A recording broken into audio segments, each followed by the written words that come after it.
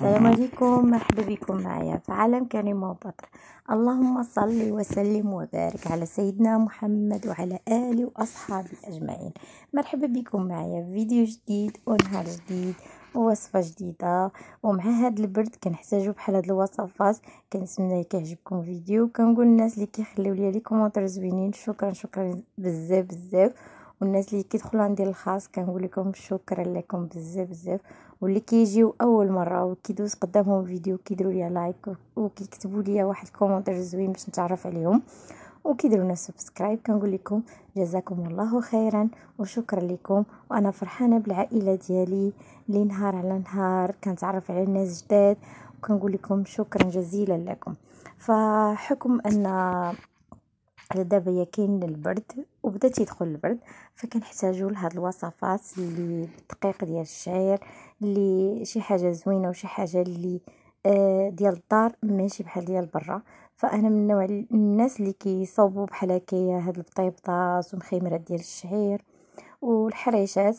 فلا بغيتو شي حاجه من هاد الوصفات فقط بقاو تكتبوا لي في لي كومونتير وانا ما عليا الا ننزلهم لكم وندوزو على بركه الله. نستعرض المكونات هي عباره على دقيق. انا ما كانش متوفر عندي فرينه، فاضطريت خديت الدقيق الابيض الناعم اللي كنصوب به الحلويات. اما هو احسن حاجه يجيب داك الدقيق الابيض اللي كيكون شويه حرش، يعني فرينه اللي كنديروا ديال الطحونه. وعندي هنايا الشعير، نتوما يمكن لكم ديروا الكونتيتي اللي كتناسبكم. ما انايا خديتي هنايا تقريبا جوج زلايف باش كيجيني بحال هكا، يعني الدقيق ديال الشعير شفتوا بقى فيه شويه ديال البلبوله. فهادو هما المكونات اللي غنحتاجو الملح، وغنحتاجو الخميره والسكر، يعني اللي بغا يديرو تيديرو. انا درت هنايا واحد المعلقه السكر، هو من احسن حاجه ما ديروا السكر، حيت بزاف الناس كينقصوا السكريات. فانا الخبز بديت كنتجنب انني كنقص منه السكر باش كيجي يعني مزيان. السكر فقط كيعطينا غير اللون وكيقاد شي شويه المذاق. فهذا هما المكونات اللي غنحتاجو. اول حاجه غنخلط النواشف مزيان وغادا نبدا نضيف الماء تدريجيا. انا وضعت الكاس الاول وغادا نزيد الكاس الثاني. الماء كيكون دافي ما كيكونش بارد، حيت دابا البرد وانا الخبز الا عجنته في المطبخ عندي ما كيخمرش دغيا. خصني ضروري تندير الخبز ولا البطبوط ولا المخيمرات فيهم الماء دافئ باش كيختمروا ليا. كنبقى نعجن هكايا يعني عادي، راه ماشي شي حاجه نتوما كتعجنوا نتوما كتجمعوا فيه. انا خدمني هنايا 2.5 كيسان ديال الماء، كيسان كبارين. العجين خصو يكون بحال هكا، يعني ما كيلتصقش ملي كتوضعوا يديكم بحال ما هكا وكتهزوهم، يعني ما كيلتصقش، ماشي جاري، يعني كيكون خفيف شفتوا ما كيلتصقش في الاصابع. انا كنعاود نحط يدي وكنهزها وما كتلتصقش ليا. فهذا هو القوام ديال العجين. كتبقاو تعجنوا حتى كتحسوا بهذا العجين بهذا القوام.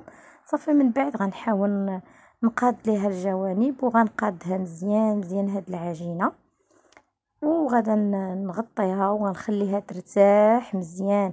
كل ما خليتيو هاد العجين يرتاح كل ما مزيان، حيت الدقيق الشعير كيبغي يشرب الماء وكيبغي يرتاح. فهذه هي الخدمه ديالو، ماشي بحال الفورص، ماشي بحال فرينه ولا بحال سبيسيال. هو شويه كيبغي الماء كتير، يعني بحال الخدمه ديال السميده. ففي هاد الاثناء من بعد ما خليته كيختمر ليا غادا نغطيه ضروري وغادا نخليه يرتاح لواحد تقريبا ديك 45 دقيقه حتى ساعه. هنا كيختمر ليا مزيان الخمره الاولى، وعاد من بعد كنجي ندير ليه السلفان وكنخليه يرتاح على جنب. بعد فاش غادي نرجع غنلقاه اختمر ليا العجين ديالي. غادا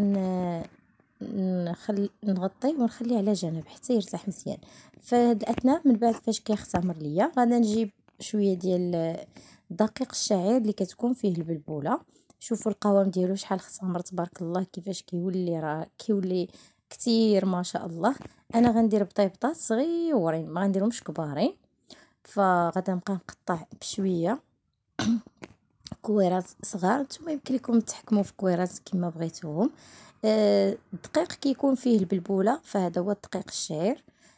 خصوصا اذا كان البلدي كيكون احسن، حيت هو راه فيه جوج ماركات، كاين البلدي وكاين الرومي. فهذا البلدي كيجي زوين بزاف وصحي اكثر 100%. فكنحاول نقطع انايا لي بوليت صغيورين. انا ديجا يديا في الزكسوم في الماء. علاش في الزكسوم؟ باش كيجي تسهل عليا نقطعهم وكيجوا ساهلين في التقطاع. صافي كنبقى نقطع وكنقاد فيهم بحال هكايا حتى نقاد هذوك الكويرات اللي عندي يعني، وغادا نحطهم على جنب. بما هما يرتاحوا غادا نرجع نبدا نخدم الاولى ونبقى نقرص فيها وغنقرصهم مزيان. يعني اول وحده بديت بها هي اللي غنبدا نخدم بها. بعد ما كملتهم كاملين كنخليهم يرتاحوا واحد شويه، شي 5 دقائق هكاك باش كيسهلوا في التقراص. صافي وكنرجع نبدا من الاولى. حاولوا ما تقرصوهمش بزاف، يعني شويه. هو راه ماشي بحال الدقيق الثاني، يعني ما كيطلعش بزاف. يعني خصكم ضروري تخلوه شويه بطبطات شويه منفوخين باش ملي كيبداو يطيبوا كيبداو ينتفخوا وميم طون يضاعف الحجم ديالهم. فغادا نحضرهم كاملين فوق المنديل وغنخليهم حتى يرتاحوا ليا مزيان ويختمروا. ومن بعد فاش غيختمروا غادا نشعل المقله وغنبدا نطيب فيهم. في هاد الاثناء راهم اختمروا، شوفوا تبارك الله كيفاش جاو. صافي غنديرهم في المقيله وغنبدا نطيب. راهما يا بحجم صغير ماشي كبار، يعني راه حيت صغار. انا هاد المقله عندي راه كتهز ليا 3 وبطبوطه كبيره.